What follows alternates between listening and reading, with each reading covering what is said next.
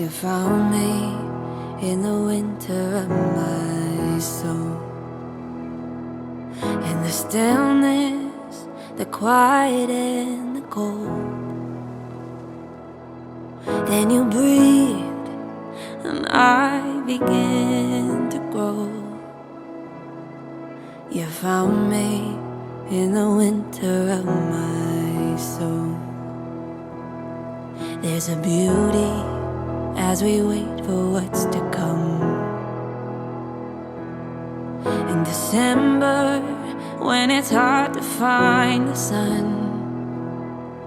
there's still a light that shows up with the dark. There's a beauty as we wait for what's to come. In every season, let my roots get deeper. In every season, let my faith get stronger. I will surrender to the season maker.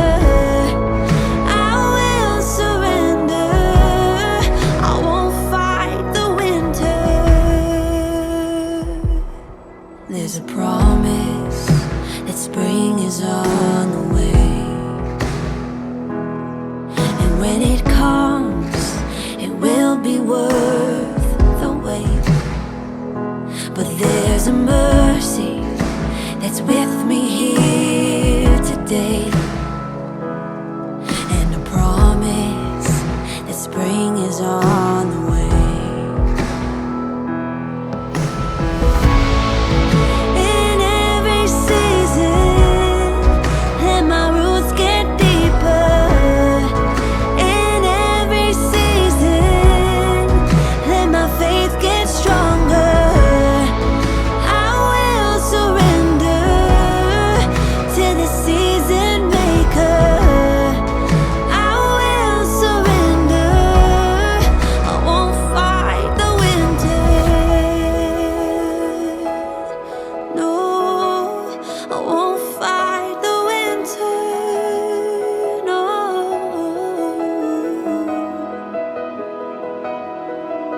Nothing's ever wasted. There's purpose in the waiting. I'm just gonna stay here and let you do the changing. Nothing's ever wasted. There's purpose in the waiting. I'm just gonna stay here and let you do the changing. Nothing's ever wasted. There's purpose in the waiting. I'm just gonna stay here and let you do the changing. Nothing's ever wasted.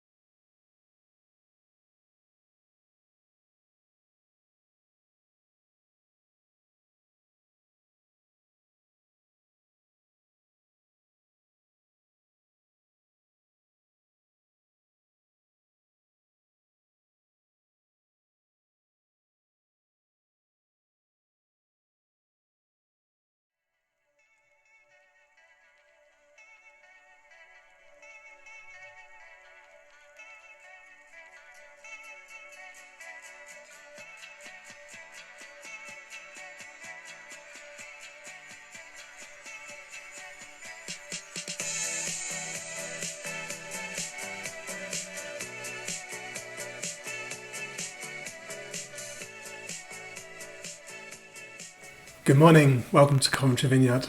If you're joining us for the first time, you're very, very welcome.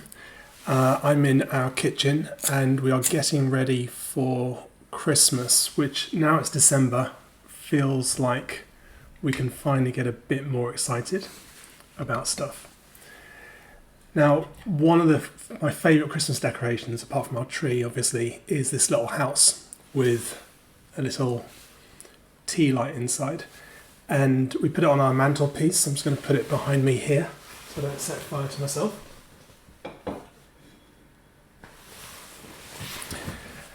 And the reason I like that particular little ornament is it reminds me that for each of us, we're to light up our homes. And in our kitchen every Christmas time, this is like a hive activity. This is where we make Christmas dinner and other delicious various different things. And then over to the side over here, we've got our dining table, a place where we eat together as a family and invite other people over. Now this year is going to be different. We're not going to have many people that we can invite over, just some immediate family. But one of our visions and goals for Coventry Vineyard is that we would be people that not only light up our own homes, but bring the life of the kingdom to every home in our city, and that for every home the life of the kingdom and the light of the kingdom would light up people's homes. Now there's a couple of things that I want to just mention for Christmas. On the 20th of December we have our Christmas nativity, and our kids groups and youth group all working together to make that happen. So that's going to be a Christmas nativity, mostly with the kids and the families, on the 20th of December. Now on the 24th of December, which you'll know is Christmas Eve, we have a special Christmas Eve carol online get-together thing at 4:30 in the evening. And it's going to be for the whole church family and also for people that you'd like to invite who can't make it to a nativity or can't make it to a carol concert this year. And so that's going to be online 4:30 on Christmas Eve. Every Sunday afternoon, every Sunday evening, we have a kids online gathering. We're just going to start with a story from Thomas, who shared recently just something of an answer to prayer for him and just what he gets out of the online gathering on a Sunday. And then Vicki's going to be speaking in a moment just on this Neighbourhood Sunday. And let me encourage you, at the end of this online broadcast, live stream, whatever you want to call it, to get out and talk to your neighbours. Now, recently we've just been talking with our neighbours and dropping things off. And one thing we've noticed is that our neighbours want to talk. Our neighbours want to catch up with people. There are people in your street who are lonely. There are people in your street that are feeling isolated. And this is a perfect time to bring something of the life of the kingdom and the light of the kingdom into the homes of your neighbours. So bless you, and we'll see you soon. Good morning and welcome to Coventry Vineyard. My name is Vicki and I'm one of the senior pastors here. It's Neighbourhood Sunday this week, so as usual, we'll be encouraging you after this to reach out in a safe way to those around you, especially those in your neighbourhood, at work or at school. Now, we're hearing so many stories of people doing this in such creative ways, and later I'm going to give you some examples of some of those stories to encourage and inspire you. Also, I'd like to encourage you that if you feel God is saying something to you during this morning, for you or for other people, please let us know so we can pray into it. Send us a personal message on Facebook or via WhatsApp, and let us know if you'd like it shared at the church Zoom call afterwards. Now, if you haven't got the link for the Zoom call, sign up for the newsletter on our website and they'll send you a link. But before we get on to that, I'd like to say it's December, everyone. We have nearly managed to get through this year and stay relatively sane, so well done. It has been a pretty dark year in a lot of ways. There have been floods, fires, pandemics, wars, famine, and many other things that have affected the people of this world. It reminds me of one of the prophecies in the Bible about the Messiah, or Jesus, that was written around 700 years before Jesus was born to Mary in that stable. This prophecy is written in the book of Isaiah, chapter 9, and follows a passage that talks about people wandering around in darkness, calling everything a conspiracy, living in dread, and going from one place to another, hungry and cursing. The passage in Isaiah, chapter 9, starts, "Nevertheless." Even though all this is going on, even though there's darkness, fear, dread, and pain, nevertheless, that time of darkness and despair will not go on forever. Now, this is a promise from God. It was a promise for the people of God in Isaiah's time. It was a promise for the people in the time of Jesus, and it's still true for us today. That time of darkness and despair will not go on forever. The passage goes on to say, "The land of Zebulun and Naphtali will be humbled, but there will be a time in the future when Galilee of the Gentiles, which lies along the road that runs between the Jordan and the sea, will be filled with glory." Now, just before we get on to the next bit, usually when the Bible mentions the name or names of somewhere specific, there's a reason for it. You see, Zebulun and Naphtali had quite a history. They were two of the 12 tribes of Israel mentioned, and you can find out about them like Genesis 35. They were given a land in the north, right near the borders of other countries, and often captured by them or trashed by soldiers marching through to capture other places.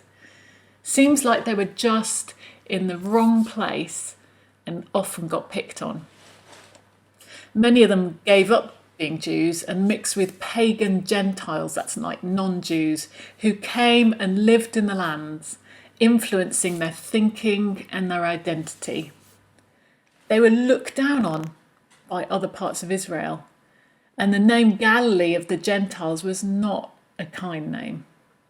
So, just to recap quickly so far, the passage says, to those people who are looked down on by others, those who've lost hope, those who've lived in darkness, been trampled over and despised, it says, nevertheless, that time of darkness and despair will not go on forever.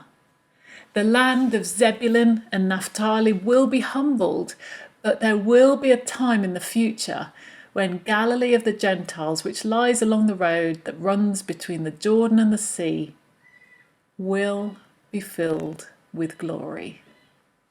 It goes on to say, the people who walked in darkness will see a great light.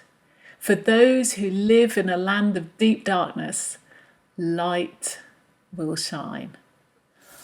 What a promise. Light in the darkness, in the land of deep darkness. This is a prophecy about Jesus, about how he can and will bring light in that darkness. What a promise for us right now in this dark time of year, in this dark year. Those of us who are following Jesus know the source of the light that shines in the darkness, but it also shows us a responsibility. Now, if I have a torch and am walking out with others in the country in the darkness, I don't hide my light so only I can see where I'm going. I hold it up and let others benefit from the light that shines. That's why we encourage the whole of Coventry Vineyard to go out and bring light to those around them, especially on Neighbourhood Sundays. but also the rest of the time. We want to show love in practical ways, pray for those around us, and bring light in any way we can at this dark time for many. Now, I know that sometimes I struggle to think of ways to do this. So I've been asking everyone from Coventry Vineyard I've met recently how they are doing that in their neighbourhoods. So here are some examples of things people are doing. Feel free to use or steal any of the ideas. Just remember, big stories are inspirational. They give us things we can aspire to, and sometimes only do when God calls us specifically to them. And then the small stories, they're achievable. They can give us things we can do now. Now, some of these stories are a bit of both. It's up to you to work out what God's calling you to. They're both essential to encourage, help us grow, and celebrate what God's doing through us and in us. So, what is he doing in and through the people of Coventry Vineyard? Well, many of you are regularly visiting neighbours or keeping in contact with them, checking they're okay, buying shopping, medicines, taking gifts of cake or other items. I know of people who scoured the shops for flour or toilet roll when everything was scarce, and sometimes ended up giving out of your very own limited supply. Chris Reed talked to me, and she mentioned that she contacted the Friends of the War Memorial Park and offered help with anything socially distanced. She ended up writing to families who dedicated plaques on benches and will be cleaning the plaques in the future. She's also started up a new walking group called CK+, which provides community for people who may not get it otherwise. Now, there's another walking group started up called Mental Health Mates, and that's been set up by someone who's just started attending our post-alpha course, and that will be going ahead today, which is brilliant. Some of you have been collecting toys and gifts for shoeboxes, CAP clients or Carriers of Hope, either in your life group or individually. Now, Rose, she has a catering business and makes amazing cakes and has been randomly giving away cakes as a way of blessing others. What a lovely thing to receive right now. East Coventry Neighbourhood, they've been planting bulbs that will grow and produce beautiful flowers in the spring, and also got really quickly active after the flat fire in Hillfields, creating packs for residents and personally delivering them to the joy of those involved. I also hear talk of an angel trail at Christmas, so do ask Nick and Chris Darlington about this if you want to find out more. I hear Nick has been quite dab-hand at making a massive angel out of chicken wire, I think it is. And at this time, prayer is really essential. And I know several neighbourhoods who've been dedicating their time to praying together, either for 24 hours, with different people signing up for different time slots, or praying all together on Zoom as a group. More practically, for families, I know Zia's children loved picking blackberries when they were out, and they ended up having so many they gave lots to the neighbours in the street, as well as displaying lights over Halloween for the children to see. Some of you have jobs that give you so many opportunities to bring light. Sarah is a hairdresser and has been the only visitor to some of her clients' houses where she could work, spending a bit more time than normal, chatting with them, keeping an eye out for them in what's otherwise a very lonely time for those elderly clients. Connection is so important for everyone at this time, and Serena put a comment on my post on Facebook and said, I think we underestimate just how much sitting with somebody who is struggling or listening to them can be a light in the darkness.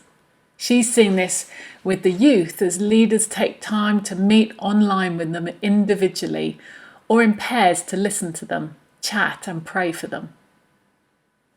There are so many more stories than this. And we heard a bit about the amazing work that Christians Against Poverty does last week, with some of you being befrienders with this.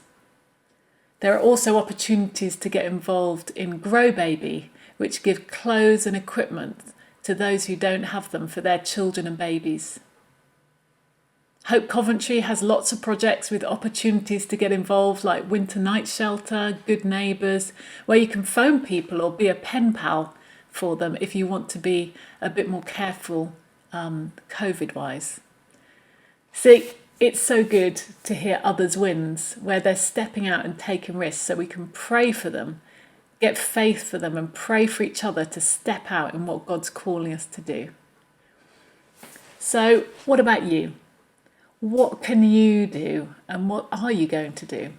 You live in a place where so many are living in the darkness of loneliness, isolation, fear, hunger, poverty, and pain. But you have the light that shines in the darkness.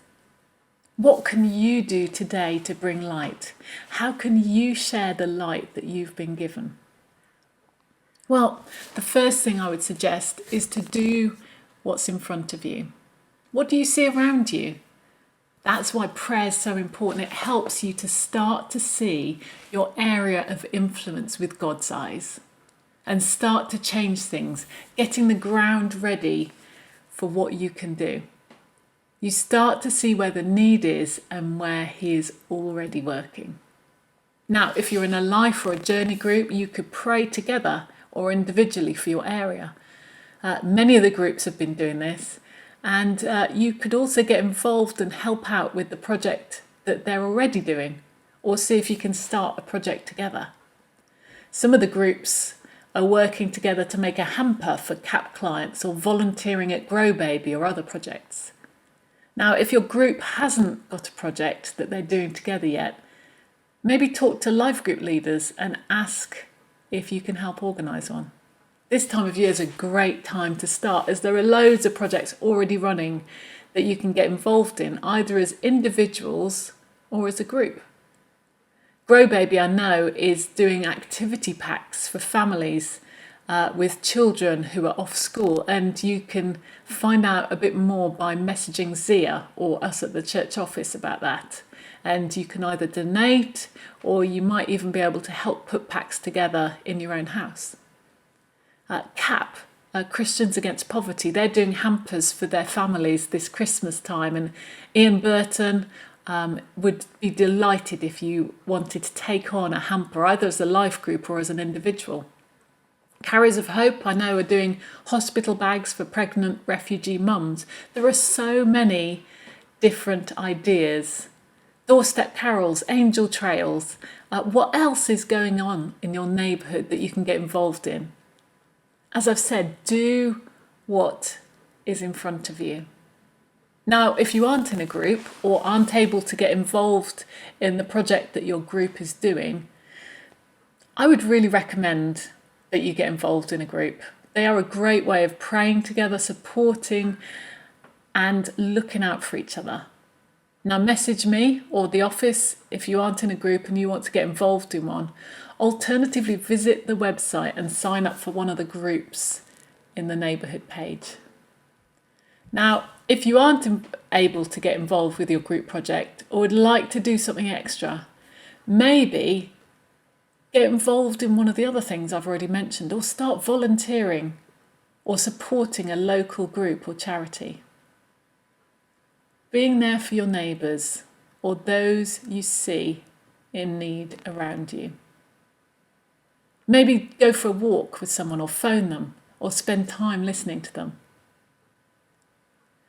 So, what if you pick one or more of these ideas or something else you feel like God is saying and do it today? See, we are the people who once walked in darkness, and we have seen a great light.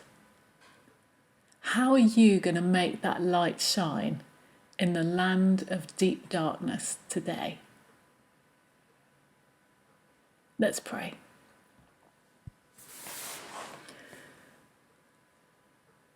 Jesus, thank you that you came. You came to the land of deep darkness. You came to a place where there's confusion, there's loneliness, there's fear, there's despair. And you come to us today where we may be feeling fear, loneliness, confusion and despair. You come to us in our darkness and you bring the light that shines. I pray that right now you would shine your light into our lives. For those of us who feel far away from you, those of us who feel close to you, shine your light. Come and meet us. Change us, Lord. Let us be lighthouses in our neighbourhoods for you. And I pray that this week that you would inspire us, that you would speak to us, and that you would show us how today we can bring light to those around us. And Lord, send us out to do your work, to bring your light in this nation, in this place. Amen.